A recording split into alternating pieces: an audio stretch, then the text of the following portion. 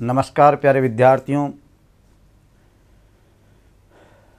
मैं हूं आपके साथ डॉक्टर प्रोफेसर कानराज पूनिया और हमारी बात वेस्टर्न थॉट से रिलेटेड चल रही है। और मैं आपसे एक ऐसे आधुनिक राजनीतिक विचारक और समाज वैज्ञानिक की बात कर रहा हूं जो मूलतः समाजशास्त्री है, परंतु इसके साथ साथ राजनीतिक क्षेत्र के अंदर इतनी गहरी पैठ है कि उसकी विचारों ने दुनिया को दो भागों में विभाजित कर दिया। उसके विचारों ने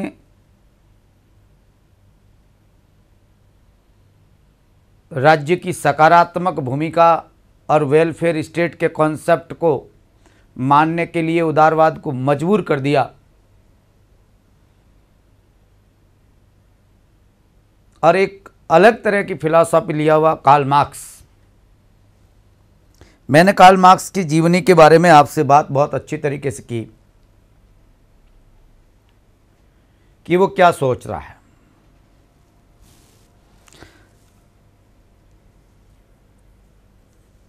उसका मूल उद्देश्य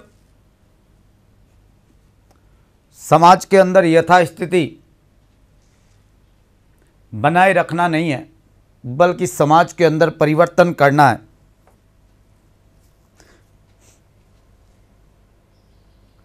उसकी सोच ये मानती है कि हमारा काम केवल और केवल विश्व की विभिन्न तरीकों से व्याख्या करना नहीं है, बल्कि हमारा काम होना चाहिए इस दुनिया को बदलने का। ये बात उन्होंने थीसिस ऑफ फायरबॉक जो 1845 के अंदर लिखी गई, उसमें ये बात उसने कही थी। ये कार्ल मार्क्स जो वैज्ञानिक समाजवाद कहलाता है या समाजवादी कहलाता है, जो या वैज्ञानिक साम्यवादी कहते हैं, इन दोनों में फर्क क्या है ये बात हो जाएगी आगे। इस पर सबसे ज़्यादा यदि किसी व्यक्ति का प्रभाव है विचारों का, ऐसे इस पर ब्रिटिश अर्थशास्त्रियों का, फ्रांसीसी काल्पनिक समाजशास्त्रियों का और जर्मन फिलोसोफर्स का ज़बरदस्त प्रभाव नज़र आता है। उसने अपने विचारों को अलग अलग थॉट से एकत्रित किया, चाहे वो हीगल था, फायरबॉक था, फिक्टे था, कांट से प्रभावित था, कहीं मान लीजिए डायरेक्ट तो नहीं था मगर हीगल से असर उस पर आया। फोरियर था या साइमन था, लॉर्ड ओवन था, रिकार्डो था या एडम स्मिथ था।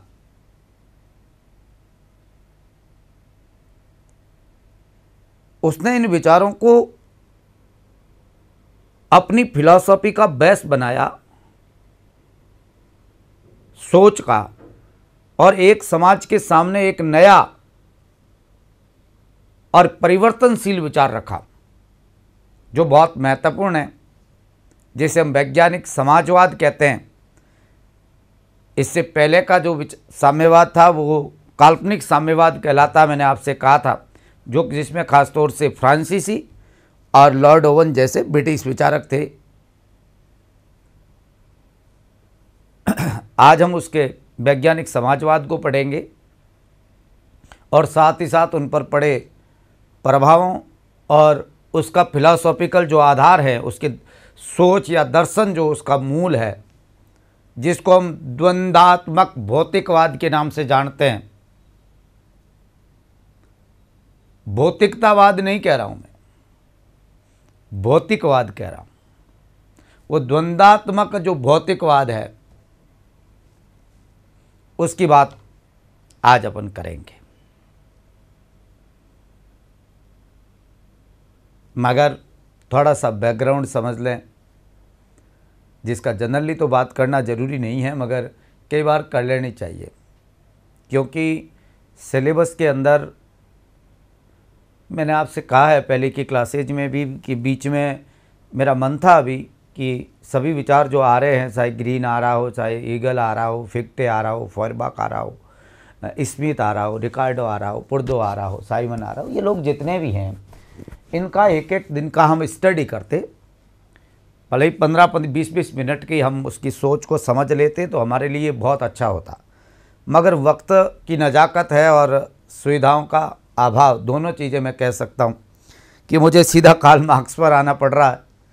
तो आप इन चीज़ को अन्यथा नहीं लें। मैं आपके ये जो सप्लीमेंट्री वीडियो है मैं उसके साथ डाल दूंगा, ईगल का भी डालूंगा, फिक्टे फायरबॉक का भी डालूंगा, पुर्दो साइमन फुरियर के भी डालूंगा और लॉर्ड ओवन का भी, क्योंकि ये बहुत सारी चीज़ें हैं जो कहीं ना कहीं हमारे इंडियन थॉट को भी प्रभावित करती है। और हमारा एक तरह से अपन कहते हैं ना, जिसको एक तो होता है सब्जेक्ट एक्सपर्ट और एक होता है विद्यार्थियों जीके, तो वो एक पार्ट ऑफ जीके हम वैसे पढ़ेंगे, जनरल बातें जिनको हमें पढ़ लेनी चाहिए।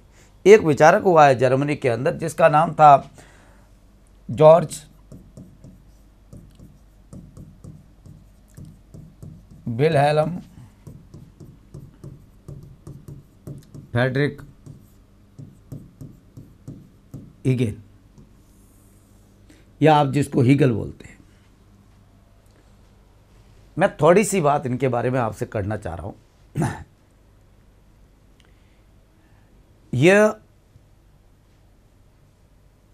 एक राष्ट्रवादी विचारक है और जर्मन विचारक है। कार्ल मार्क्स के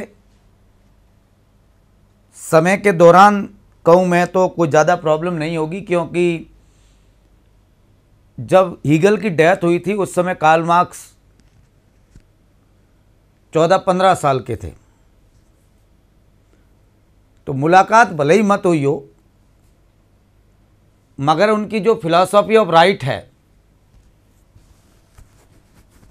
जो 1821 के अंदर हीगल द्वारा लिखी गई, और जो उनकी फिनोमिनोलॉजी ऑफ स्पिरिट है जो 1807 में हीगल द्वारा लिखी गई, और उसकी जो फिलॉसफी ऑफ हिस्ट्री है, इनके विचारों का कार्ल मार्क्स पर सीधा प्रभाव नजर आता है। हाँ, कार्ल मार्क्स की एक सोच थी कि वो इन विचारों को स्वीकार अपने तरीके से करता था, ये बात अलग हो सकती है। भले ही उसने फॉयरबॉक से भौतिकवाद ग्रहण किया मगर उसे बद्दा भौतिकवादी कह दिया। ईगल से उसने फिलॉसफी को एक्सेप्ट किया, द्वंद्ववाद को स्वीकार किया, परंतु इसे उसने उल्टा कह दिया कि दुनिया को वो उल्टी दृष्टि से देखता है। मैंने उस ईगल के थॉट को सीधा कर दिया, इन पैरों के बल पर खड़ा कर दिया। ऐसा कार्ल मार्क्स मानता है, हर जगह मानता है। वो भले साइमन का हो, भले रिकार्डो का हो, जो उत्पादन के 4 साधन मानता है, मगर वो मूल्य के निर्धारण के, मगर वहीं पर वो लेबर को स्वीकार कर रहा है। तो कहीं ना कहीं आप उसको स्वीकार तो कर ही रहे हैं, मेरा कहने का मतलब यह है, पर वो उन्हें कंप्लीट स्वीकृति नहीं देता, और जिन्हें वो कंप्लीट स्वीकृति देना चाहता है वो उन्हें स्वीकार नहीं करते। जैसे जब दास कैपिटल कार्ल मार्क्स लिख रहे थे, उस दौरान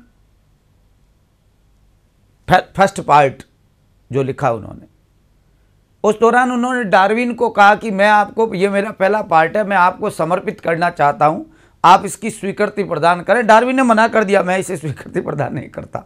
species of origin of species जो उनकी पुस्तक है, ये मेरा विकासवाद, यहाँ आप अपने साथ जो कर रहे हैं वो एक तरह अलग, हम इस चीज़ को स्वीकार नहीं करते आपकी सोच को, इसलिए मुझे समर्पित करने की ज़रूरत नहीं है। तो कार्ल मार्क्स के साथ ये जनरली रहा है ना कि भाई जिसको वो स्वीकार कर रहा है उसे वो मान नहीं रहा है, और जिससे वो स्वीकार कहीं दिखता नहीं है, विचार तो स्वीकार कर ही रहा होगा मगर वो सामने वाला स्वीकार नहीं कर रहा है, ये भी उनके साथ एक जनरल बात रही। तो ये एक प्रकार का, जो हम पहले इसकी बात करें, ये एक राष्ट्रवादी व्यक्ति है जो जर्मनी का एकीकरण चाह रहा है, जर्मनी को सर्वोच्चता की स्थिति प्रदान करना चाह रहा है, और इसके साथ ये इसका सोच है वो जनरल पूरी तरीके से आदर्शवादी हैं, अर्थात चेतना जो है उसे मुख्य आधार बना रहा है, न कि भौतिकता को। चेतनता को स्वीकार कर रहा है। राष्ट्र के चेतन स्वरूप को स्वीकार कर रहा है। हीगल के बारे में एक बात जनरली कही जाती है कि हीगल के विचारों को सामान्यतः बहुत सारे लोग नहीं समझ पाए और हो सकता है हीगल खुद ही नहीं समझ पाया, परंतु मैं ये मानता हूं कि यदि आप हीगल के विचारों को नहीं समझ सकते तो आप पॉलिटिकल फिलॉसफी नहीं समझ सकते। उनकी सोच आज के युग में बहुत अहमियत रखती है, बहुत अहमियत रखती है। उसका एक मूल कॉन्सेप्ट है जो उनकी फिनोमिनोलॉजी ऑफ स्पिरिट में है, विश्व आत्मा का सिद्धांत। राज्य को वह मार्स ऑफ द गॉड कहता है, अर्थ पर, धरती पर ईश्वर का अवतरण मानता है। यह उसकी बहुत महत्वपूर्ण सोच है उसकी, मगर इसे कई लोग आलोचना भी करते हैं। कई लोग इसे रहस्यवादी मूर्ख कहते हैं, कई लोग इसे अनपढ़ ढोंगी कहते हैं, कई लोग इसे ये मानते हैं कि ये हिटलर और मुसोलिनी का जनक हैं जिन्होंने निरंकुशतावाद को जन्म दिया। मगर आप जानते हैं जो आदर्शवादी सोच है उन पर यह आरोप सामान्यतः सभी पर लगता है, ऐसा नहीं है कि केवल ये लगता है। मगर आपको ध्यान रखना है, ये एक बहुत इम्पोर्टेंट चीज़ जो उसकी पद्धति है जिससे प्रभावित हुआ वह है द्वंद्ववाद, द्वंद्वात्मकता।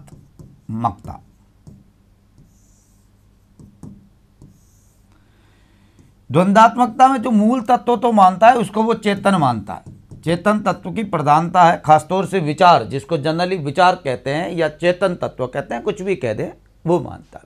वो मानता है कि ये एक गतिशील प्रक्रिया है। विश्व का विकास जो है वो गतिशील प्रक्रिया है, मगर इसका विकास जो है वो सीधे तरीके से नहीं हुआ है बल्कि टेढ़े मेढ़े तरीके से हुआ है।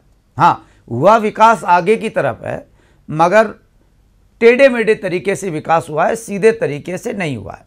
इसके अंदर वो 3 कॉन्सेप्ट मानता है जो कार्ल मार्क्स पर प्रभाव पड़ा।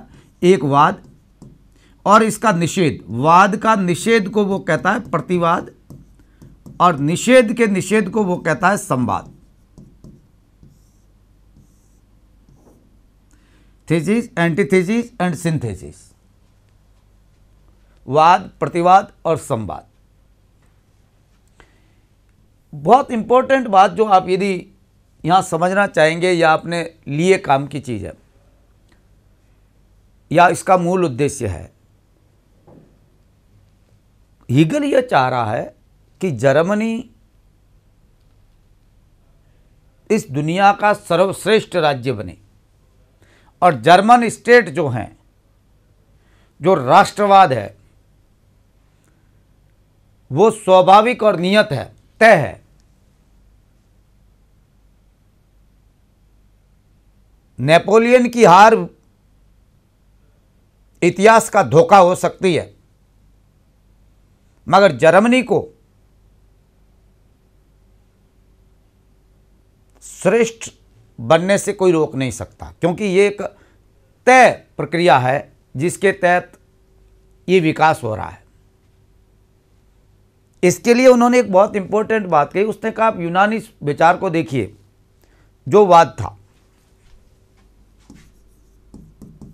इसका एंटीथीसिस आया रोमन काल, जिसमें धर्म की रोमन का, यहाँ होली एम्पायर की बात कर रहा हूँ, जिसके अंदर धर्म की प्रधानता थी, और इसके बाद आया राष्ट्रवाद। ये संवाद है। इसे समझाने के लिए और भी सिंपल तरीका, स्टेट से रिलेटेड वो बहुत महत्वपूर्ण तरीका अपनाता है। वो कह रहा है ये निरंकुश तंत्र है, ये प्रजातंत्र है, ये संवैधानिक राजतंत्र है।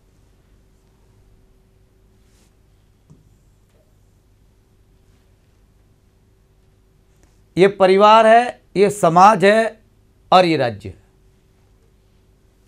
End of history. संवाद उसका एंड ऑफ हिस्ट्री है।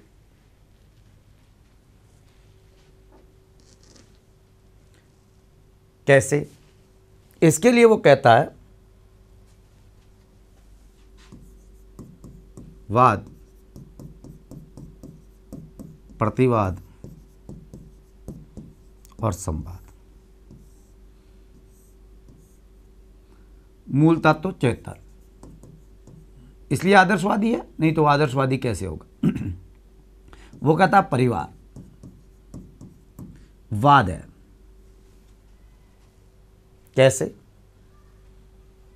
क्यों, एक सवाल खड़ा होता है। वो कहता परिवार जो है वो विशेषोन्मुखी परार्थवाद है।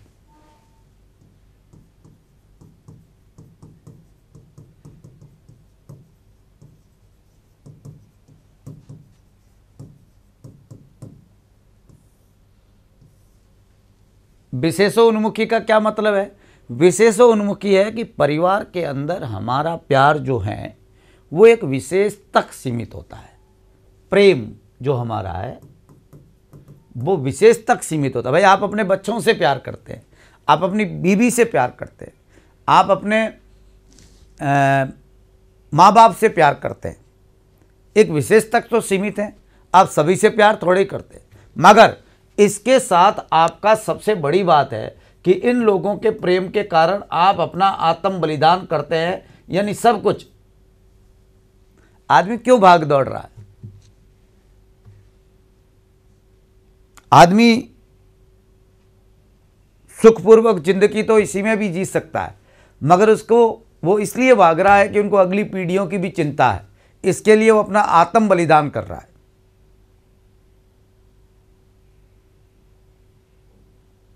विशेषोन्मुख प्यार होना नेगेटिव है। परार्थवाद यानी आत्म बलिदान दूसरों के लिए देना इज पॉजिटिव है।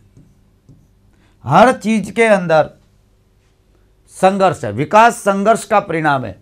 नेगेटिव यानी पॉजिटिव होगा, मगर अंततः एंड वहां हो जाएगा जहां नेगेटिव और पॉजिटिव नहीं होगा।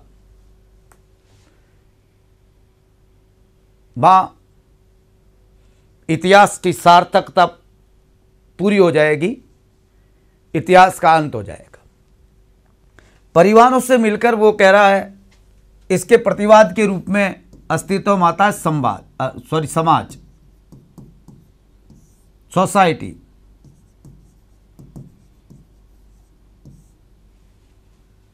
यहां क्या होता है?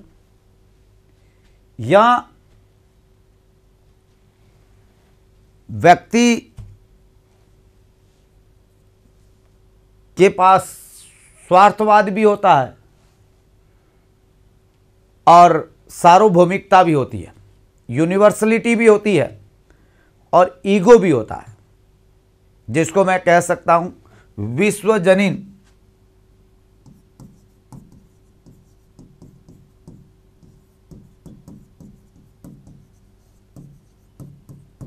समाज में आदमी दूसरे लोगों से मिलजुल कर रहता है, सम्मान करता है, इज्जत करता है, दैट इज पॉजिटिव, ये बढ़िया बात है।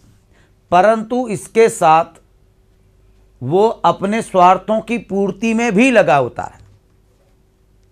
वो उसके साथ अपने आप को श्रेष्ठ रखना चाहता है, मान सम्मान इज्जत उसे मिलनी चाहिए, सबको तो नहीं मिल सकती। तो उसके अंदर दो सोच है।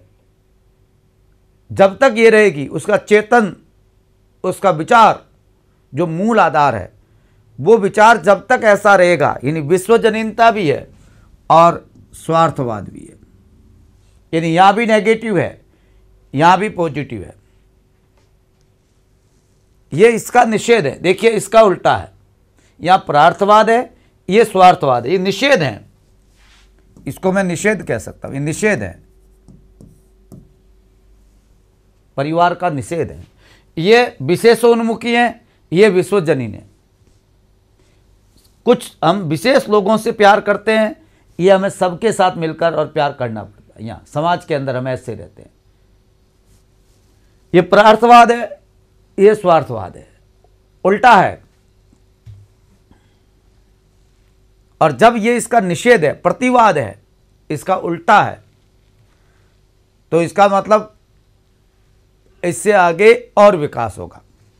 जब तक होगा, जब तक संघर्ष, क्योंकि विकास संघर्ष का परिणाम है। विकास कोई नेचुरल प्रोसेस नहीं है, ये संघर्ष का परिणाम है। और ये संघर्ष है तो विकास है। और जहां संघर्ष खत्म हो जाएगा, विकास खत्म हो जाएगा। इन दोनों से, इनके निषेध का निषेध, निषेध का निषेध, ध्यान रखना, मैं बहुत इंपॉर्टेंट बात यहां कह रहा हूं। विद्यार्थी कई बार ये थियरी नहीं समझ पाते हैं, हीगल की महत्वपूर्ण सिद्धांत। निषेध का सिद्धांत हीगल का सिद्धांत है, ये ध्यान रखिए। हीगल से कार्ल मार्क्स में जा रहा है। ये कह रहा है कि निषेध का निषेध है, वो राज्य हैं, वो स्टेट हैं। यहां निषेध क्या है? यहां निषेध यह है, यहां निषेध यह है। तो निषेध का निषेध हो जाएगा, अर्थात ये भी आउट, ये भी आउट। पीछे क्या रहेगा? पीछे रहेगा विश्वजनीन परार्थवाद। और विश्वजनीन परार्थवाद है या नेगेटिव नहीं है, is completely positive, is completely positive. संघर्ष खत्म। यहां संघर्ष है, यहां संघर्ष है, यहां संघर्ष नहीं है, इसका मतलब आगे का सोपान नहीं होगा। यह इतिहास की सार्थक इकाई है, यह इतिहास का एंड है, एंड ऑफ हिस्ट्री। इसको एंड ऑफ हिस्ट्री कहता है, यह हीगल की एंड ऑफ हिस्ट्री।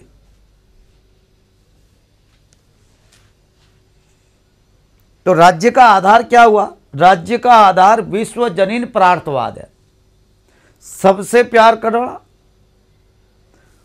और परोपकार के लिए ही करना।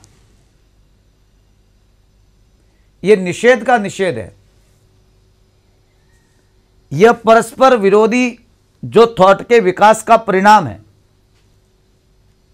यह आगे की ओर बढ़ती हुई सीढ़ी है, पीछे की तरफ नहीं है। हम जो बढ़ रहे हैं वो निरंतर पूर्णता की तरफ बढ़ते हैं। इसलिए यह वास्तविक है, और जो वास्तविक है वो बुद्धिगम्य है, और जो बुद्धिगम्य है वो वास्तविक है। ये कई बार हीगल का वाक्य पूछा जाता है, बुद्धिगम्य है वो वास्तविक है, और वास्तविक है वो बुद्धिगम्य है। किसने कहा? हीगल ने कहा। हीगल ने बहुत इंपॉर्टेंट बात कही कि हॉब्स से लॉक जैसे लोगों में प्रॉब्लम क्या है। उसने कहा हॉब्स और लॉक की प्रॉब्लम यह है कि सोसाइटी को वो स्टेट समझ लेते हैं, और जहां पर सोसाइटी को आप स्टेट समझ लेते हैं वहां पर विश्वजनीन स्वार्थवाद है, अर्थात आदमी राज्य के लिए बलिदान करने को क्यों तैयार हो जाएगा? वो क्यों देंगे, मुझे बताइए। क्योंकि आप जिस स्टेट की बात कर रहे हैं, हीगल और हॉब्स कह रहा है, अरे हॉब्स और लॉक कह रहा है, वो तो वास्तव में सोसाइटी है, वो वास्तव में विश्वजनीन स्वार्थवाद है। इसलिए वहां संघर्ष है, जबकि यहां कोई संघर्ष नहीं है। ये तो धरती पर ईश्वर है, ये तो अपने आप में कंप्लीट है, अर्थात ये धरती पर गॉड है। इसलिए इस राज्य को उसने विद्यार्थियों विश्व आत्मा का, पर विश्व आत्मा मतलब पूरी एक तरह से इस ब्रह्मांड की आत्मा है, गॉड, गॉड जिसको आप कहते हैं, कंप्लीटता, जिसमें पूर्णता है, जिसमें किसी प्रकार की कोई कमी है ही नहीं, क्योंकि इसका आधार विश्वजनीन परार्थवाद है, जहां पर प्रत्येक व्यक्ति अपने स्वार्थ से ऊपर उठकर समाज के हित के लिए सब कुछ तैयार, सब कुछ न्योछावर करने को तैयार हो जाता है। यह जो है, यह विरोधी तत्वों के विकास का परिणाम है, यह निषेध का निषेध है, यह विश्व इतिहास का निर्णायकता है, यह पूर्णता है। पूर्णता कहां होती है? गॉड में। और जो गॉड में गुण है वो राज्य में गुण है। राज्य गॉड नहीं है, गॉड जैसा है, ईश्वर का अवतरण है वो। इसलिए तो उसने कहा state is the March of the God on earth. और इसका मिसयूज फांसीवादियों ने और नाजीवादियों ने किया, यह अलग चीज हो सकती। वो कह रहा जिस प्रकार गॉड का मुख्य उद्देश्य सुरक्षा है, राज्य का भी मुख्य उद्देश्य सुरक्षा है। गॉड का उद्देश्य, गॉड हमारे लिए वेलफेयर का काम करता है, राज्य भी वेलफेयर का काम करता है। जिस प्रकार गॉड हमारी विशेष पूरी करता है, इच्छाओं को पूरा करता है, राज्य भी लोगों के, अपने नागरिकों की इच्छा को पूरा करता है। जिस प्रकार गॉड एक पॉजिटिव एनर्जी है, उसी प्रकार राज्य भी एक पॉजिटिव एनर्जी है। वो कह रहा है जिस प्रकार गॉड गरीबों की मेहनत करता है, हेल्प करता है गरीबों के लिए, वैसे स्टेट भी गरीबों के लिए हेल्प करता है। जिस प्रकार गॉड इस ब्रह्मांड का पूर्ण रूप है, उसी प्रकार धरती पर राज्य पूर्ण रूप है। जिस प्रकार गॉड किसी के साथ भेदभाव नहीं करता, सभी को बराबर आंखों से देखता है, उसी प्रकार ये राज्य भी सभी को बराबर देखता है। राज्य के नागरिकों में किसी प्रकार का कोई भेदभाव नहीं होता, कोई छोटा और बड़ा नहीं होता, सभी बराबर होते हैं। अर्थात यह जो है राज्य हैं, ये वास्तव में मानवीय आत्मा की उच्चतम अभिव्यक्ति है, चेतनता का पूर्ण रूप है। ये अपने आप में साध्य हैं, हमारा उद्देश्य है, यह अंतिम पड़ाव है, इससे ऊपर और कहीं नहीं जाना। यहां विरोध है ही नहीं, यहां विरोध नहीं है, कॉम्प्लीटली पॉजिटिव, यहां कोई विरोध नहीं है, यहां हितों में कोई संघर्ष नहीं है। यह नैतिक समुदाय है, यह नैतिक है, राज्य नैतिक इकाई है, यह नैतिक समुदाय है, सर्वोच्च समुदाय है, मानवीय चेतना का विराट रूप है, विश्व में विवेक की एक यात्रा है। क्योंकि बुद्धि गम्य है, वो वास्तविक है, ये बुद्धि गम्य है, ये विवेक की विश्व में यात्रा है, मनुष्य की स्वतंत्रता की उच्चतम अभिव्यक्ति है।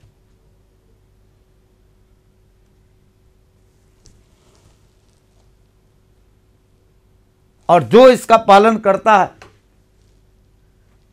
जो इनके आदेशों को मानता है, वो स्वतंत्र है।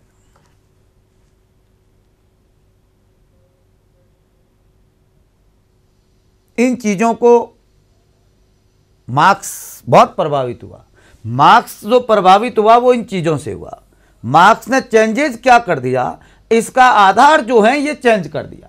यहां चेतनता के आधार पर मार्क्स ने यह आधार बना दिया भौतिक वस्तु को, या वस्तु को बना दिया। उन्होंने कहा वस्तु जो है वो चेतना का निर्धारण करती है, जबकि चेतना वस्तुओं का निर्धारण नहीं करती। हीगल को उल्टा कर दिया, आदमी की चेतना का निर्धारण वस्तु करती है, जबकि यहां ये कह रहा है, हीगल कह रहा है चेतना वस्तुओं का निर्धारण करती है। ये फर्क है। इसलिए वो कह रहा है कि मैंने हीगल के थॉट को सिर के बल खड़ा था, मैंने पैरों के बल पर खड़ा कर दिया। ये कार्ल मार्क्स की बहुत इंपॉर्टेंट सोच थी। तो आपको ध्यान रखना है, कार्ल मार्क्स हीगल से बहुत प्रभावित हैं, और उन्होंने फिलॉसफी ऑफ राइट की तो आपको पता है, उसने आलोचना की। उन्होंने कहा कि ये जो हैं ये वास्तव में सही तरीका नहीं है। जो द्वंद्वात्मकता ठीक बात है, ये बाकी चीज़ें ठीक है, मगर आप जिसको आधार बना रहे हैं वो आधार नहीं है, वो अधिसंरचना है। और जिसे आप अधिसंरचना मानते हैं वो वास्तव में संरचना नहीं है, आधार है। उल्टा करता है, उल्टा आधार को संरचना और संरचना को आधार बना देता है। वो आधार चेतना को मान रहा है, इसलिए वो क्या है, आदर्शवादी है। और वो वस्तु को मानता है, वस्तु विचारों को जन्म देती है, ऐसा फायरबॉक मानता है। इसलिए हम मानते हैं कि उसका जो भौतिकतावाद है वो उसने फायरबॉक से लिया। आज हम इसकी बात करें। दूसरा विचारक, एक बहुत सिंपल, आप समझ गए हीगल की सोच क्या है, थोड़ा सा दिमाग में रखना है। बाकी हीगल के बारे में ज़्यादा आपका नहीं तो सिलेबस में है ना, आपसे इस हीगल के बारे में ज़्यादा पूछते भी हैं। मगर यदि हमारे बीच में, मेरा ये मानना है, मैं जनरली विद्यार्थियों से कई बार बात करते हुए कह देता हूँ कि देखिए, आप पढ़ाई कर रहे होते हैं तो मैं मानता हूं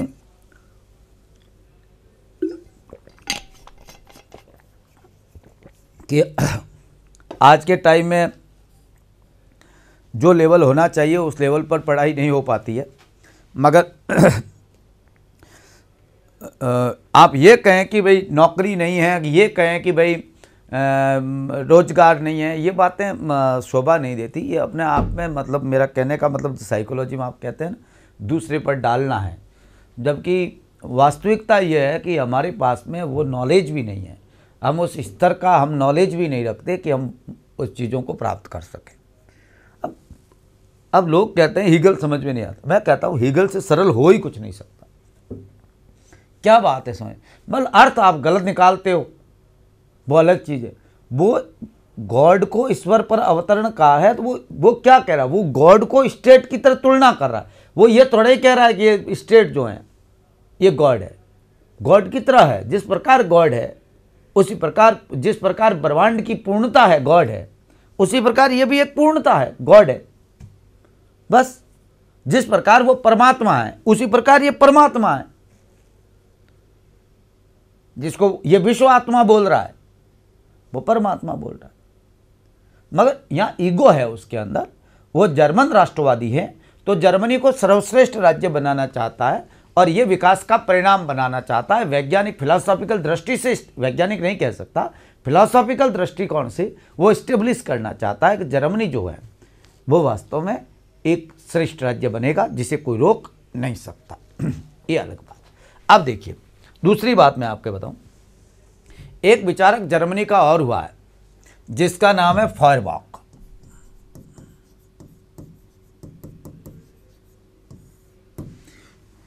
इसकी किताब है विद्यार्थियों इंसेंस ऑफ क्रिश्चियनिटी, याद रहे तो रखना। 1843 के अंदर इन्होंने किताब लिखी थी इंसेंस ऑफ क्रिश्चियनिटी।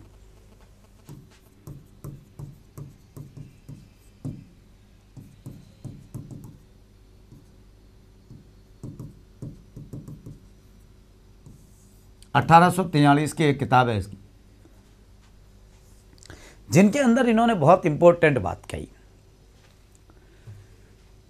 फॉयरबॉक धर्म को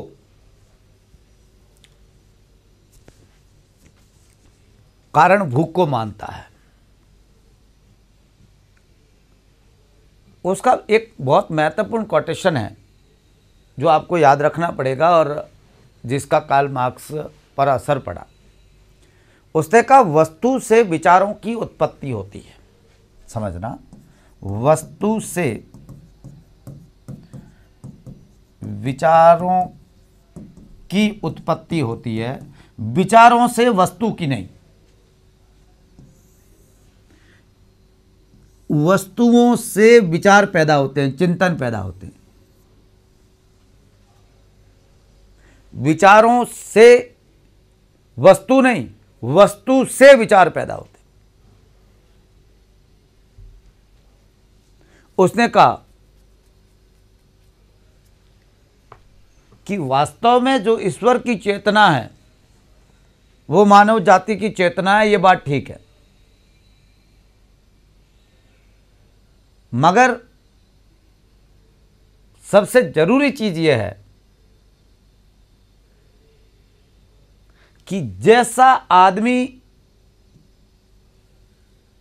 खाना खाएगा, जो उसकी भूख है वो उसका धर्म निर्धारित करती है, उसके विचारों का निर्धारण करती है। यहां वो धर्म की मानवतावादी व्याख्या कर रहा है। आदमी के लिए जरूरी क्या है? आदमी के लिए जरूरी है भोजन, वस्त्र, खाना। यानी वो कहना ये चाह रहा है, मारवाड़ी में समझाऊं या हमारी भाषा में समझाऊं तो उसकी सोच का मूल रिजल्ट यह है कि जैसा खाओगे अन्न वैसा होगा मन। जैसा खाओगे अन्न वैसा होगा मन। वैसे विचार होंगे आपके, वैसे विचार होंगे जैसा आप खाना खाते हैं। जड़ो खाओ अन्न, बैठो वे मन। जड़ो पियो पौणी बैठी वे वोणी। ये भौतिकतावाद है, ये भौतिकवादी है। आप परिभाषा समझें तो इससे सिंपल परिभाषा मेरे पास हो नहीं सकती। यानी आपके अंदर जाने वाला जो तत्व है, जो वस्तु है, जो पदार्थ है, वो पदार्थ निर्धारण करता है कि आप कैसे हैं। यही बात ये कह रहा है कि वस्तु से विचारों की उत्पत्ति होती है, विचारों से वस्तु की उत्पत्ति नहीं होती। मनुष्य के लिए जरूरी होता है भोजन, और भोजन या आदमी की भूख जो भोजन की मांग करती है, वही उसके धर्म का मूल बीज है और कुछ भी नहीं है। अर्थात फॉयरबॉक का जो कॉन्सेप्ट है वो विद्यार्थियों भौतिकवादी है, भौतिकतावादी नहीं। भौतिकतावाद का मतलब दूसरा होता है। भौतिकतावाद का तो मतलब होता है खाओ पियो मजे करो। खाओ पियो मजे करो की बात नहीं है, कर लिया वो हो गया, ऐसा नहीं है। यहाँ भौतिकवाद है, यानी आपके विचारों का आधार है वो भौतिक वस्तुएं हैं, पदार्थ हैं। वो आपके विचारों का आधार है, आपकी चेतनता का आधार है। आपके समाज, आपका राज्य, आपकी संस्थाएं जो भी हैं, इनके पीछे जो मूल आधार है वो विचार नहीं है, वो चिंतन नहीं है, वो वस्तु है, वो पदार्थ है, वो मैटर है, वो मटेरियल है। यह है, ये मानने वाले जो है उसको भौतिकवादी कहते हैं। ये भौतिकवादी विचारक हैं। और कार्ल मार्क्स का जो नास्तिकता की तरफ, आपको पता है धर्म को अफीम मानता है।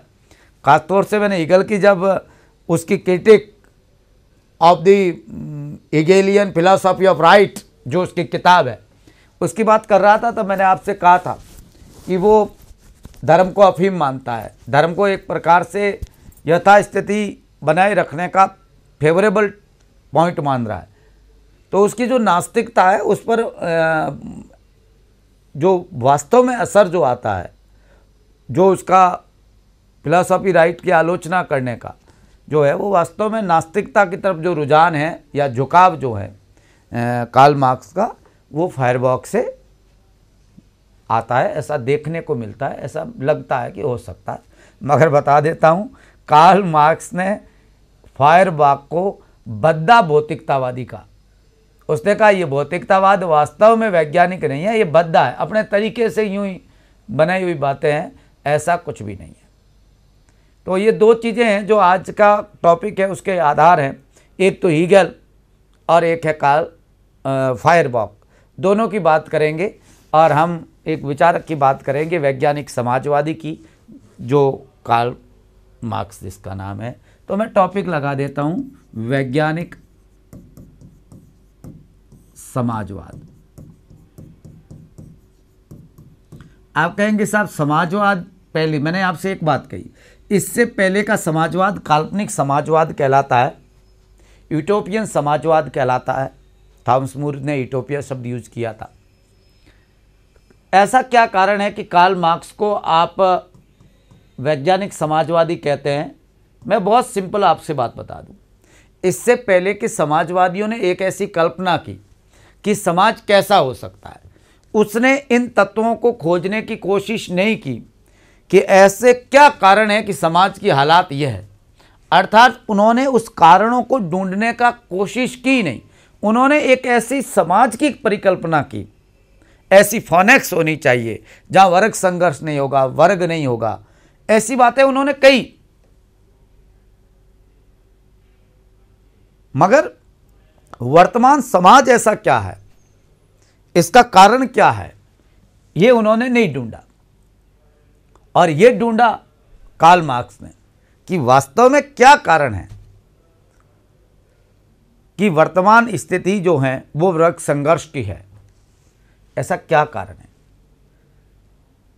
और उन कारणों को लेते हुए एक वैज्ञानिक तरीके से, एक सैद्धांतिक तरीके से उस कारणों के आधार पर एक भविष्यवाणी स्टेब्लिश की, जिसे वो साम्यवाद कहता है। वो कहता है कि ये वर्ग संघर्ष जो है, संघर्ष विकास का परिणाम है। हीगल कह चुका है, जब तक ये वर्ग रहेंगे तब तक समाज के अंदर संघर्ष रहेगा, और जब तक संघर्ष रहेगा तब तक परिवर्तन रहेगा, गतिशीलता रहेगी। और ये संघर्ष जब खत्म हो जाएगा तो परिवर्तन, गतिशीलता भी खत्म हो जाएगी।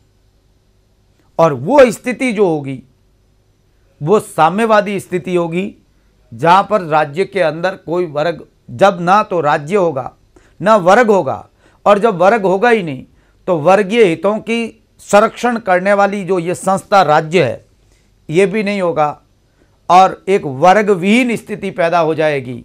और जब राज्य अपने आप खत्म हो जाएगा, गेट अवे, अपने आप चला जाएगा, उसकी ज़रूरत ही नहीं है।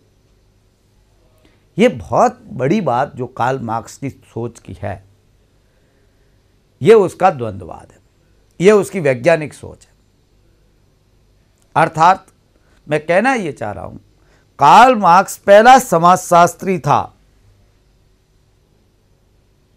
जिसने सामाजिक प्रगति के लिए उत्तरदायी कारणों को खोजा और पूंजीवाद के दोषों को दूर करके एक वर्ग विहीन समाज की स्थापना करने की बात कही। इसलिए इसे वैज्ञानिक समाजवादी कहते हैं। कार्ल मार्क्स ने इससे पहले के साम्यवाद जो था या समाजवाद था, उनको बहुत अस्तव्यस्त तरीके में पाया। उसने उसे एक नया रूप दिया, एक नया आंदोलन का रूप दिया, उसे एक नया दर्शन दिया, उसे एक नया दिशा दी। ये लॉस्की लिखता है। लॉस्की कार्ल मार्क्स का समर्थक था। मैंने कहा कल्याणकारी राज्य की सोच ही यहां से आई। इसलिए कार्ल मार्क्स में कहा जाता है कि कार्ल मार्क्स के जो सोच है वो वास्तव में उसकी नहीं है, मगर उसने उस सोच को नया रूप दिया। उसने ईंटों और पत्थरों की भांति सब स्थलों से विचारों को एकत्रित किया और उन विचारों के आधार पर जो भवन का निर्माण किया गया वो उसने अपनी इच्छा के अनुसार किया, ऐसा कॉकर मानते और है भी।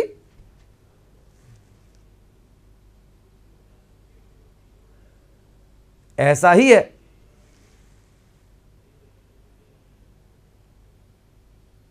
तो देखिए, कार्ल मार्क्स जो समाजवाद स्थापित करना चाहता है, जिसके लिए जिस क्रांति की बात वो कह रहा है, इस क्रांति का कारण क्या है?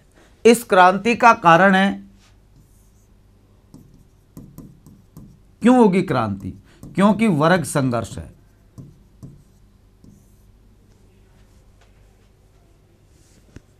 वर्ग संघर्ष का विचार ऐसा नहीं है कि इससे पहले नहीं था।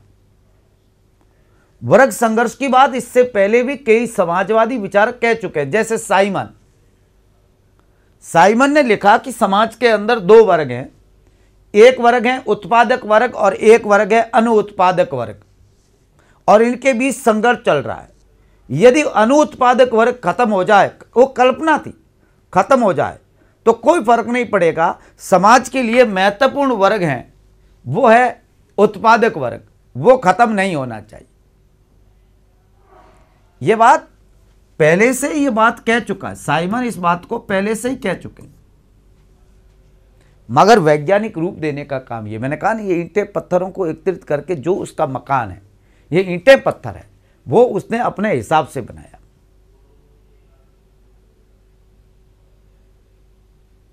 फ्यूरिये ने एक फोनेक्स की परिकल्पना की, जहां पर वर्ग होंगे ही नहीं, वर्ग विहीन समाज की स्थापना की बात कही। ये चीजें ली कार्ल मार्क्स ने कहीं और से, परंतु व्याख्या अपने तरीके। उसने कहा क्रांति, इसका कारण क्या है वर्ग संघर्ष का? उसने कहा इसका कारण है अतिरिक्त मूल्य।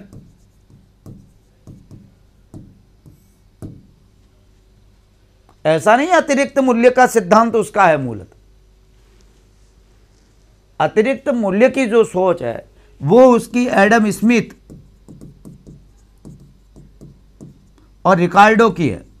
उदारवादी है रिकार्डो, ऐसे मूलतः रिकार्डो की सोच है उसकी, क्योंकि मूल्य का जो श्रम सिद्धांत है वो तो एडम स्मिथ का है, हम आगे बात करेंगे जब अतिरिक्त मूल्य पढ़ेंगे।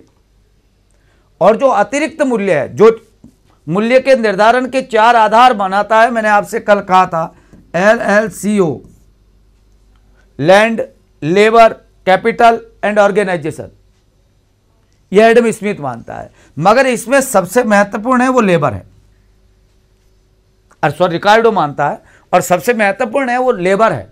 इस आधार पर तो कार्ल मार्क्स ने यह बात कही।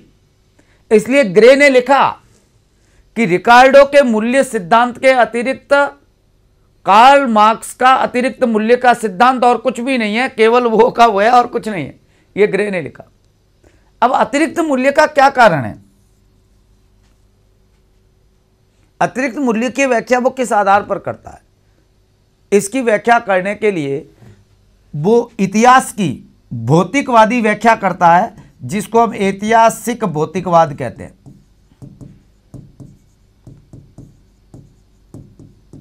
यहां फर्क ध्यान रखिएगा, इतिहास की व्याख्या नहीं कर रहा है, वो इतिहास की भौतिकवादी व्याख्या कर रहा है। वास्तव में कार्ल मार्क्स का दर्शन इतिहास का दर्शन नहीं है, दर्शन का इतिहास नहीं है, वो इतिहास का दर्शन है। दर्शन का इतिहास नहीं, इतिहास का दर्शन है। और इतिहास की व्याख्या वो भौतिकता के आधार पर कर रहा है, इसलिए उसका जो कॉन्सेप्ट है वो है ऐतिहासिक भौतिकवाद। और आप अच्छी तरीके से जानते हैं ये भौतिकवाद उसका कहां से आया। मैं अभी कह रहा था फायरबॉक।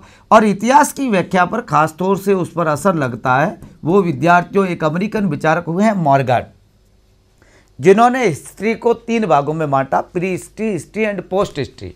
वास्तव में जनरली उसकी सोच जो प्री हिस्ट्री की है वो मॉर्गन की सोच है। ऐसा हमें मानव शास्त्री हुए हैं मॉर्गन। उनकी जो अपन आगे बात करेंगे, जब ऐतिहासिक भौतिकवाद में आपसे बात करूंगा तब बात करूंगा। इसका ऐतिहासिक भौतिकवाद का आधार क्या, कारण क्या है? तो इसके लिए वो जिस बात को कह रहा है वो है द्वंद्वात्मक भौतिकवाद।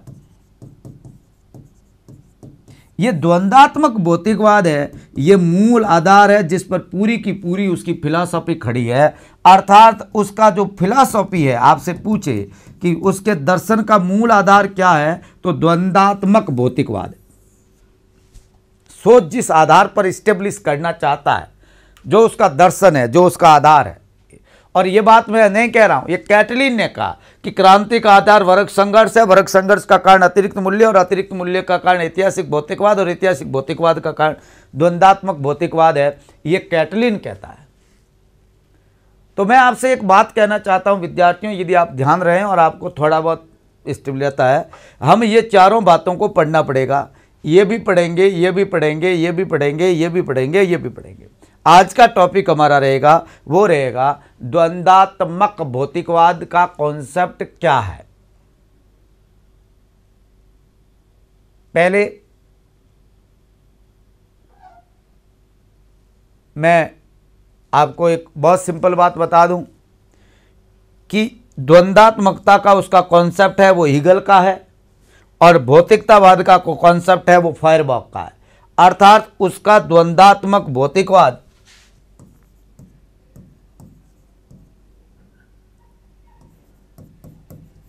द्वंद्वात्मक डायलैक्टिक भौतिकवाद जो उसका है वो जर्मन फिलोसोफर्स पर आधारित है। और दोनों जर्मन हैं, एक का नाम हीगल है जिससे उसने द्वंद्वात्मक पद्धति ली, और एक का नाम फायरबॉक है जिससे उसने essence of Christianity and phenomenology of spirit जो उसकी पुस्तकें हैं उसके आधार पर उन्होंने ये सोच इस्टेब्लिश की। दोनों से लिया हुआ ये जर्मन भौतिकवाद है, ध्यान रखिएगा। आप ध्यान रखना, कार्ल मार्क्स की फिलॉसफी जर्मन है, कार्ल मार्क्स का समाजवाद फ्रांसीसी है, कार्ल मार्क्स की अर्थशास्त्र ब्रिटिश है।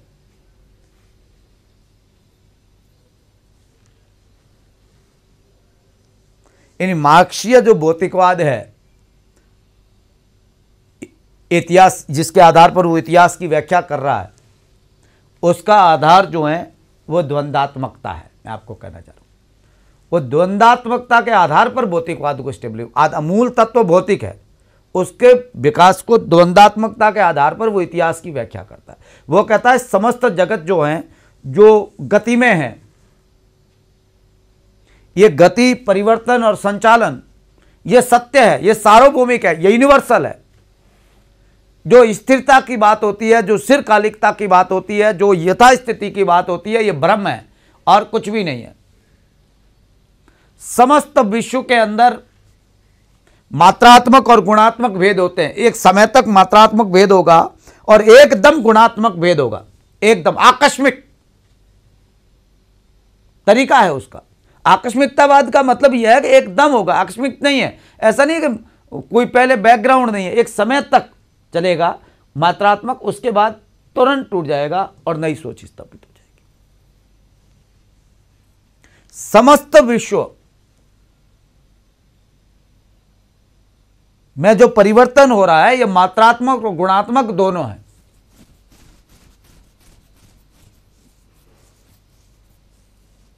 जब परिमाण की अधिकता आ जाती है तब गुणात्मक परिवर्तन होता है। जैसे वो कह रहा है पानी को यदि -4 डिग्री पर आप ले आए तो एकदम गुणात्मक परिवर्तन आएगा। ये तो एक मात्रात्मक परिवर्तन था, 5 6 5 4, और यहां आते ही ये क्या बन जाएगा, बर्फ बन जाएगा। और पानी में मान लीजिए तापा अतिरेक पैदा हो जाए और पानी जब 100 सेंटीग्रेड पर चला जाएगा तो अपने आप भाप बन जाएगी। ये गुणात्मक परिवर्तन। पानी से बर्फ बनना गुणात्मक परिवर्तन और पानी से बर्फ बनना भी गुणात्मक परिवर्तन। मगर इसके पीछे क्या मात्रात्मक परिवर्तन नहीं था? ये गुणात्मक परिवर्तन जो हुआ है, ये कोई ऐसा नहीं है घटना थी, घट गई ना। इसके पीछे एक टेम्परेचर वर्क कर रहा था, इसके पीछे भी एक टेम्परेचर वर्क कर रहा था जो मात्रात्मक था। जब मात्रात्मकता उच्चतम स्थिति में जाती है तो एकदम परिवर्तन होता है, वो गुणात्मक है। कहने का मतलब यह है, एकदम ऐसा नहीं है कि किसके पीछे कोई बैकग्राउंड नहीं, कारण नहीं, ऐसा कुछ नहीं है। पानी का बर्फ बनना हो या पानी का वाष्प बनना हो, और इन तत्वों के अंदर विभिन्न तत्व जो हैं अंतर प्रवेशित होते हैं, शामिल होते हैं, इनमें एकता पाई जाती है। इस पानी में भाप भी है, पानी में भाप भी है, पानी में बर्फ भी है। विभिन्न तत्वों का अंतर प्रवेश होता है और ये सर्वत्र देखिए, बर्फ, भाप और पानी, ये क्या है? ये विरोधी शक्तियां हैं। एक गर्म और एक ठंडी, एक शीतलता और एक तापातिरेक, अर्थात ये जो शक्तियों के बीच का जो संघर्ष है, ये विकास का कारण है। ये वास्तव में निषेध का निषेध है। आप समझे तो ये निषेध का निषेध है। यानी कार्ल मार्क्स अपने द्वंद्वात्मक भौतिकवाद के लिए जो सनातन गतिशीलता की जिस बात को कहता है, उसमें वो कहता है परिमाण यानी मात्रा का गुण में परिवर्तन और गुण का और इसका प्रतिकूल नियम गुण का मात्रा में परिवर्तन, ये स्वाभाविक है। इन विरोधी तत्वों के अंदर, यानी पानी और बर्फ और भाप के अंदर जो विरोधी तत्व है, ये आपस में अंतर प्रवेशित होते हैं। ये निषेध का निषेध है। ये जगत, ये इतिहास, ये मनोविज्ञान जो क्रियाशील है, ये सब कुछ इसका परिणाम है। ये द्वंद्वात्मक भौतिकवाद का परिणाम है। मगर ये तरीका जो है, ये कोई ऐसा नहीं है कि सीधे तरीके से विकास हुआ है, ये टेढ़े मेढ़े तरीके से किया गया विकास है। बस मार्क्स इसलिए ही समाजवादी, वैज्ञानिक समाजवादी है कि पहले के विचारकों ने केवल कल्पना की थी और इन्होंने इसे वैज्ञानिक रूप दिया। पहले के लोगों ने जो हैं, उसने सुंदर गुलाब के फूलों की कल्पना तो की, मगर उन गुलाब के फूलों के वृक्षों के लिए जमीन तैयार नहीं की, जैसा वेपर कहते हैं। इन्होंने उस विचार को एक जमीन दी, एक सोच दी, एक ग्राउंड दिया, धरती पर उतारा।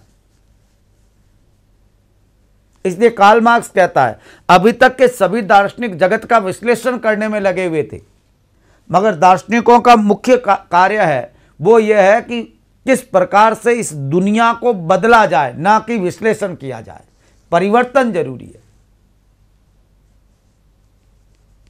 इसलिए जॉर्ज जैसे लोग कहते हैं कि यह पहला समाजवादी था जिसने वैज्ञानिक तरीके से समाजवाद की व्याख्या की, इससे पहले नहीं थी ऐसी। मैं इसलिए कहना चाहता हूं, ध्यान रखें।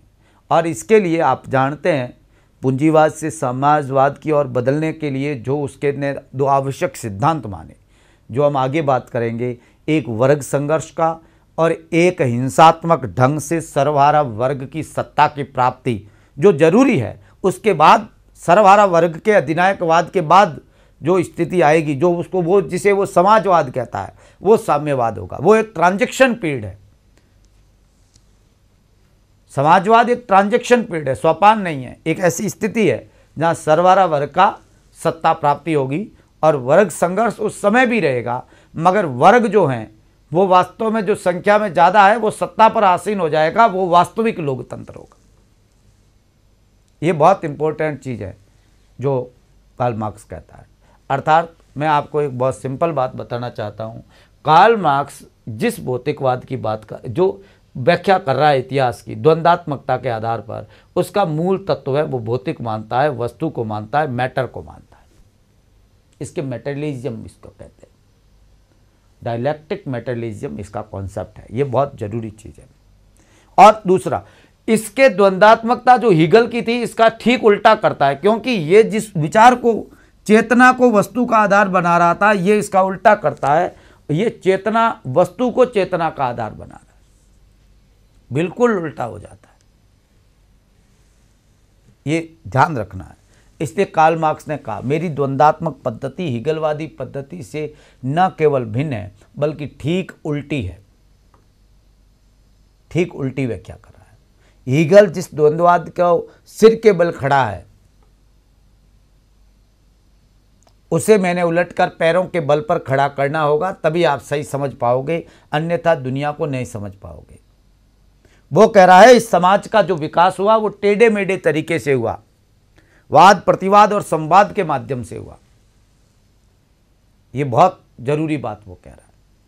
तो यहां भी कार्ल मार्क्स भी इस द्वंद्वात्मकता में कितने तत्व मानता है? एक वाद, एक प्रतिवाद, एक संवाद। ध्यान रखिएगा, ये यूनानी थॉट नहीं है।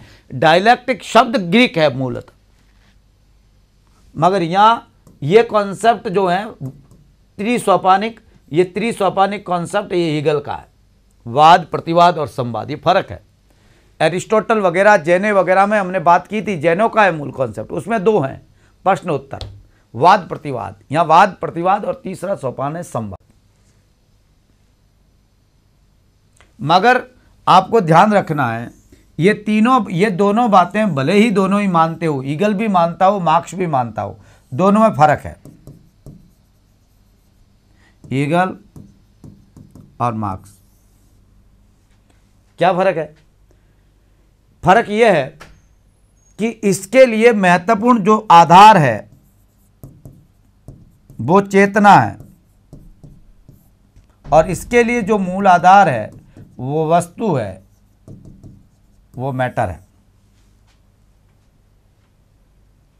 इनके लिए जो है वो राष्ट्र के संघर्ष है, और इसके लिए वास्तव में वर्ग संघर्ष है, राष्ट्र संघर्ष नहीं है। ये क्या है? वर्ग संघर्ष है। दुनिया के मजदूरों एक हो जाओ, ये वर्ग संघर्ष का इतिहास है, ये राष्ट्र संघर्ष का इतिहास है। ये एक राष्ट्र राज्य की स्थापना करना चाहता है, जर्मनी को राष्ट्र राज्य बनाना चाहता है। इसका उद्देश्य राष्ट्र राज्य बनाना नहीं है, इसका उद्देश्य वर्ग विहीन समाज की स्थापना करना है, ताकि उसमें किसी प्रकार का संघर्ष रहे ही नहीं। ये बात बहुत जरूरी है, ध्यान रखिएगा। ये बातें ज़्यादा हार्ड नहीं है, मगर ज़्यादा महत्वपूर्ण भी बहुत इंपॉर्टेंट होती है। कई बार अपने को इन बातों को ध्यान में रखना चाहिए। आप देखो ये विकास को कैसे समझाता है। ये कह रहा है कोई भी चीज़ हो, सबसे पहले वाद होता है। जब वाद होगा तो इसका कोई न कोई निषेध होगा, और जो निषेध है इसका वो प्रतिवाद है। इस संघर्ष, ये दोनों के बीच में संघर्ष है, उल्टे हैं, इस संघर्ष से निषेध का निषेध होगा, नेगेटिव नेगेटिव हट जाएगा, तो जो होगा तो संवाद पनपेगा। संवाद क्या है? संवाद निषेध का निषेध है, ध्यान रखिएगा। संवाद निषेध का, प्रतिवाद निषेध है, संवाद निषेध का निषेध है। जब ये संवाद होगा, ये इसमें जब तक नेगेटिव पॉजिटिव बना रहेगा, जब तक संघर्ष बना रहेगा, जब तक वर्ग बना रहेगा, तब तक ये संघर्ष चलता रहेगा। वापस इसका प्रतिवाद खड़ा हो जाएगा, इसका निषेध खड़ा हो जाएगा, जिसको वो प्रतिवाद कहता है। जब ये प्रतिवाद फिर निषेध का निषेध होगा तो फिर संवाद हो जाएगा। अर्थात विश्व का विकास तो हुआ है, हम बढ़ रहे हैं, हमारी गतिशीलता है, वो गति विकास की तरफ है, हमारी गति है वो ऊपर की तरफ है, मगर हमारे विकास का तरीका है वो कैसा है? टेढ़ा मेढ़ा है। ये तरीका जो है ये सीधे तरीके से नहीं हुई है, बल्कि विकास जो है वो टेढ़े मेढ़े तरीके से हुआ है। देखिए विकास ऐसे है, यह है विकास ऐसे, और हम बढ़ ऐसे रहे, जा आगे की तरफ रहे हैं, मगर जाने का रास्ता बड़ा टेढ़ा मेढ़ा है। और जब अंत में जहां पर खत्म हो जाएगा वहां कुछ, जैसे पूंजीवादी राज्य, वो कह रहा है ये पूंजीवादी राज्य है, कैपिटल स्टेट है, वो वाद है। इसका प्रतिवाद है सरवारा वर्ग का अधिनायकवाद, पर यहां भी स्थिति वही है। और जब ये स्थिति खत्म हो जाएगी और वर्ग खत्म हो जाएगा, तो जो स्थिति आएगी ऊपरी वो हो जाएगा साम्यवाद। और ये साम्यवाद है, ये संवाद है। समाजवाद प्रतिवाद है, ध्यान रखिएगा। सरवारा वर्ग का अधिनायकवाद क्या है? प्रतिवाद है।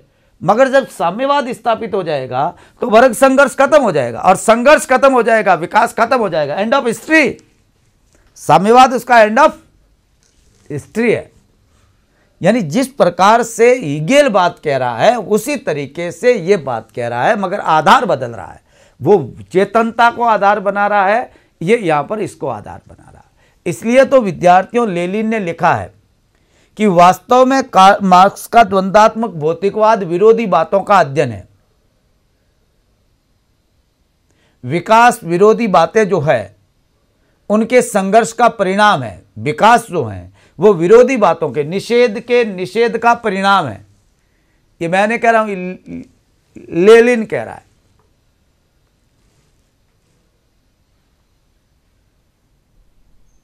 जिसकी पुस्तक है imperialism is a highest stage of capitalism, साम्राज्यवाद पूंजीवाद की उच्चतम स्थिति है, उसके अंदर लिखता है। इस चीज को एंजिल्स अपने तरीके से बात कर लेता है। एंजिल्स कहता है that is A, that is minus A, ये इसका निषेध, और दैट इज ए स्क्वायर, गणितीय तरीके से समझाता है। ए वाद, प्रतिवाद माइनस ए, एंड इसका ए स्क्वायर, ये गुणात्मक, ये ना कि मात्रात्मक परिवर्तन हुआ है। विकास मात्रात्मक ही नहीं बल्कि मात्रात्मक से अधिक गुणात्मक भी है। ये परिवर्तन जो है ये केवल मात्रात्मक नहीं है बल्कि कैसा है? गुणात्मक परिवर्तन है। ये संघर्ष और समन्वय की प्रक्रिया है। ये परस्पर विरोधी तत्वों का समन्वय है। द्वंद्वात्मक भौतिकवाद परस्पर विरोधी, ये उच्चतर की ओर बढ़ती हुई अभिव्यक्ति है। यानी आप ध्यान रखें, यदि रहें तो हीगल की जो द्वंद्ववाद की प्रक्रिया से कार्ल मार्क्स की द्वंद्वात्मक प्रक्रिया ज्यादा परिष्कृत है, ज्यादा विस्तृत है।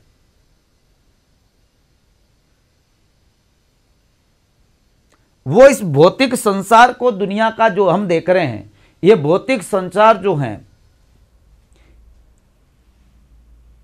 इसका प्रतिबिंब मानव मस्तिष्क पर मानता है। वो कहता है जैसा आधार होगा, सोसाइटी में वर्ग होंगे, वही अधिसंरचनाएं तय करेंगे कि वो कैसी होगी। आधार से अधिसंरचनाएं तय होती है, अधिसंरचनाओं से आधार नहीं बनते। ये विकास और गति के सामान्य नियम जो है वो द्वंद्वात्मक भौतिकवाद है कार्ल मार्क्स का। मैं ये कहना चाह रहा हूं, ये एक प्रगतिवादी विचारधारा है, मगर वो आदर्शवादी नहीं है, वो भौतिकवादी है, जिसका आधार भौतिक है। वो कहता है भौतिक तत्व मानव स्वभाव का निर्धारण करते हैं। भौतिक पदार्थों में जो आंतरिक विरोध नीत होता है वही आगे उनके लिए पथ प्रदर्शन करता है। संघर्ष विकास का परिणाम है, संघर्ष से विकास होता है। ये मानव इतिहास का एक अटल अपरिवर्तनशील नियम है। विश्व एक भौतिक जगत है और इसकी जो घटनाएं हैं ये एक दूसरे से जुड़ी होती है, अंतर संबंधित होती है, और इससे समाज के अंदर, जीवन के अंदर परिवर्तन होता है। अर्थात इन परिवर्तनों का जो कारण है वो कोई देवीय सत्ता या ईश्वरीय सत्ता नहीं है, बल्कि भौतिक परिस्थितियां हैं जो परिवर्तन का कारण है। ये कार्ल मार्क्स का मूल कॉन्सेप्ट है। अर्थात कार्ल मार्क्स मनुष्य की चेतना उसके अस्तित्व का निर्धारण नहीं करती जैसा ईगल कहता है, बल्कि वो कहता है कि उसका सामाजिक अस्तित्व उसकी चेतना का निर्धारण करता है। अर्थात ये जो सामाजिक अस्तित्व है, व्यक्ति का जो सामाजिक अस्तित्व है वो उसकी चेतना का निर्धारण करती है। ये चेतना निर्धारण करेगी, न कि चेतना सामाजिक अस्तित्व का निर्धारण करती है। ये ईगल का उल्टा रूप है। यदि आप इतना ध्यान कई बार वाक्य पूछ लेते हैं, मानव चेतना सामाजिक अस्तित्व का निर्धारण नहीं करती, और लिखते हैं करती है तो ईगल, नहीं करती है तो कार्ल मार्क्स हो जाएगा। ये एक प्रकार से इस आधार पर, उत्पादक जीवन पद्धति के आधार पर, किसके पास साधनों पर अधिकार है, किसके पास वास्तव में नियंत्रण है और किसके पास नहीं है, ये जो उत्पादक संबंध है, ये जो असली आधार है, इसके आधार पर तय होता है कि कानून, राजनीति, शिक्षा, एजुकेशन ये सब कैसे होगी। ये अधिसंरचना है। राज्य क्या एक अधिसंरचना है, स्ट्रक्चर है, जो वर्ग विशेष के कारण, वर्ग संघर्ष के कारण है, एक वर्ग के हितों के लिए अस्तित्व में आया हुआ है। जब आप आधार बदल दोगे, वर्ग ही बदल दोगे, उसका जो बेस है वो ही बदल दोगे, तो सीधी सी बात है सामाजिक ढांचा जो है उसे बदलने की जरूरत नहीं है, वो तो अपने आप खत्म हो जाएगा।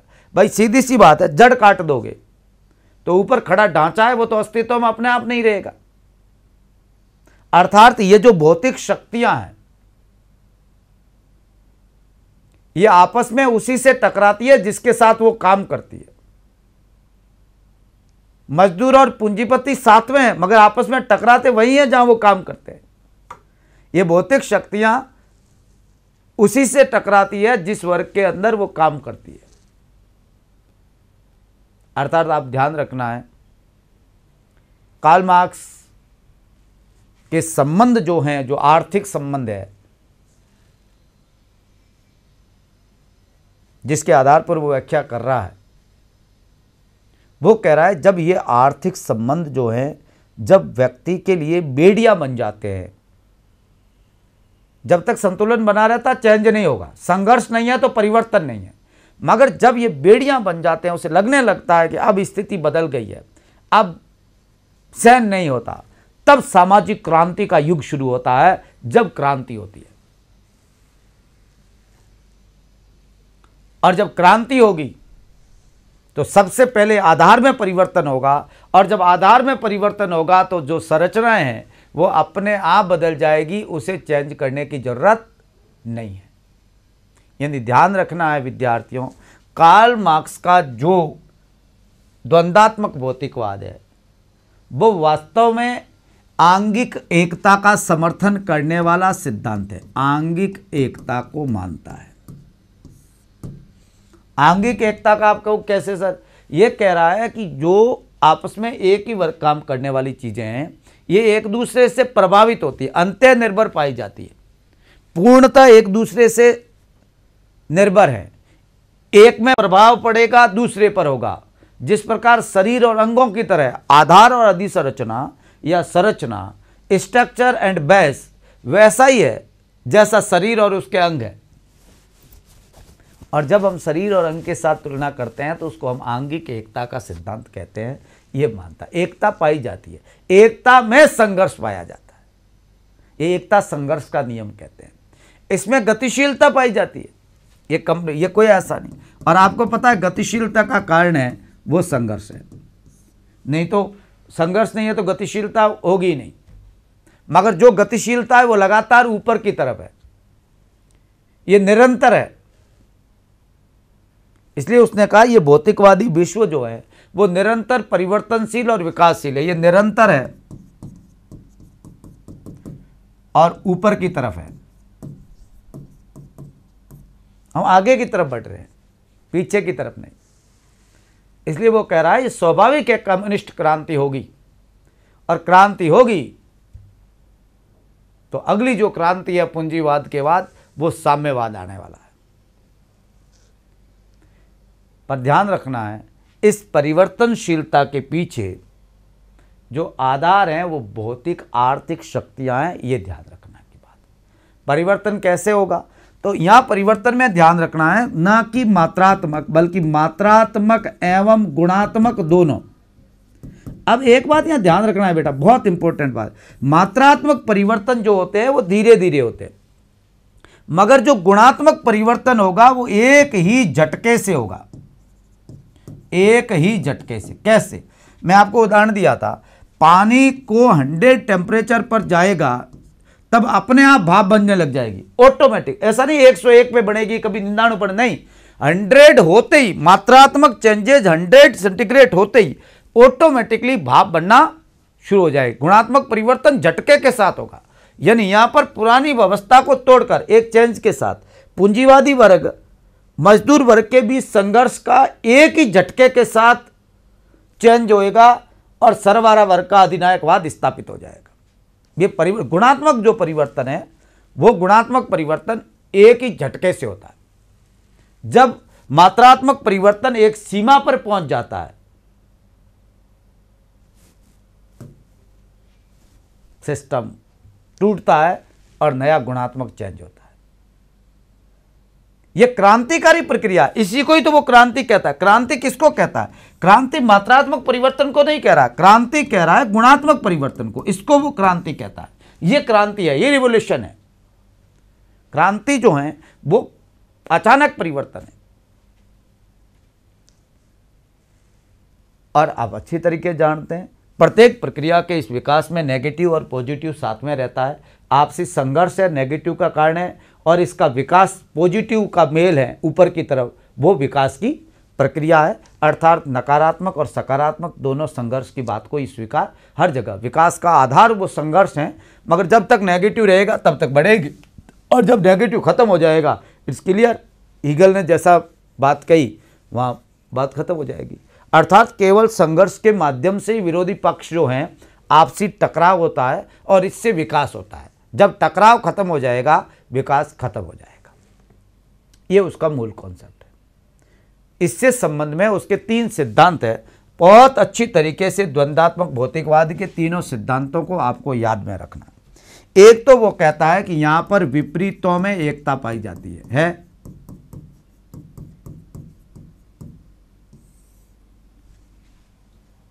विपरीतों में एकता पाई जाती है, और इस विपरीतों का कारण है संघर्ष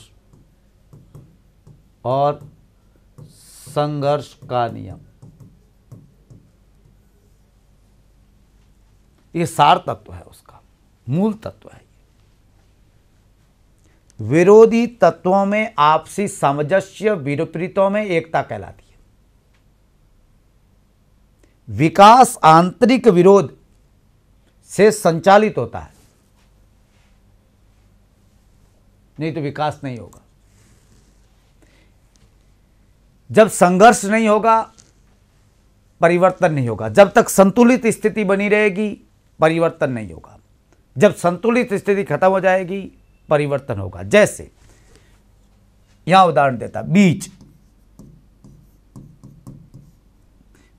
जब तक जमीन के अंदर नहीं बोया जाएगा तब तक इसमें कोई परिवर्तन नहीं होगा। यहाँ उदाहरण बीज का देना, मुर्गे उर्गे का मत देना, क्योंकि चेतन तत्व नहीं है, भौतिक तत्व मानता आधा। तो बीज का उदाहरण दिया जाता है, जौ का उदाहरण दिया जाता है, गेहूं का उदाहरण दिया जाता है। गेहूं का बीज, अब बीज है, बीज जमीन में जब भूमि में बोया जाएगा तब वो उस संघर्ष के परिणाम स्वरूप एक पौधा बनेगा, बोया जाएगा तो, और इससे वापस बीज बनेगा। ये संवाद है। बाली, जिसको अब बाली लगेगी, और बाली से बीज बनेगा, फिर इससे वापस बीज से यही जमीन में डाला जाएगा, पौधा बनेगा, जब तक बीज से फिर बीज बनेगा। कहने का मतलब ये जो बीज है, पौधा है, बाली है, बाली का मतलब आप समझे, हिट्टा जो है, ये एक तरह से निरंतर चलने वाली प्रक्रिया है। जब तक ये चलेगा, ये विपरीतों में एकता पाई जाती है, इसको विपरीतों में एकता कहते हैं। क्यों? क्योंकि यहां पर आप अच्छी तरीके से जानते हैं, इस बीज का अंत से पौधा है, और पौधे का परिणाम जो है वो ही है। जब तक बीज खत्म नहीं होगा तब तक पौधा नहीं बनेगा, और जब तक पौधा उच्चतम स्थिति में नहीं जाएगा तब तक उसमें गुणात्मक परिवर्तन होकर बाली लग के बीज नहीं बनेगा। वो एक उदाहरण और देता है, वो कहता है कि आप यदि चुंबक को लें और चुंबक के दो टुकड़े करें, मान लीजिए एक विपरीतों में एकता कैसे, एक ये चुंबक है, इस चुंबक का ये मान लीजिए नॉर्थ पॉइंट है और ये साउथ पॉइंट है। यदि ये दोनों विपरीत है, मगर मान लो इसके आप टुकड़े करें, दो टुकड़े कर दें, तो ऐसा नहीं होगा कि ये साउथ होगा ये नॉर्थ होगा, बल्कि ये साउथ होगा ये नॉर्थ होगा, ये नॉर्थ होगा ये साउथ होगा, ऑटोमेटिकली हो जाएगा। आप जितने टुकड़े करोगे उसके अंदर ऑटोमेटिकली साउथ और नॉर्थ हो जाता है। उसी प्रकार हमारे सामाजिक विकास में भी विपरीतों में एकता और संघर्ष का नियम लागू होता है।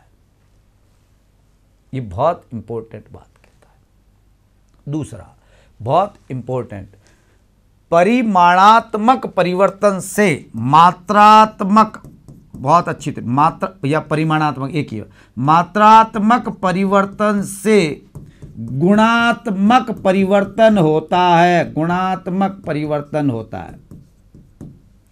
पानी जब टेम्परेचर 100 तक जाएगा तो ऑटोमेटिकली यहां पर भाप बन जाएगी, ये गुणात्मक परिवर्तन है। और सामाजिक क्षेत्र में भी ऐसा ही होता है।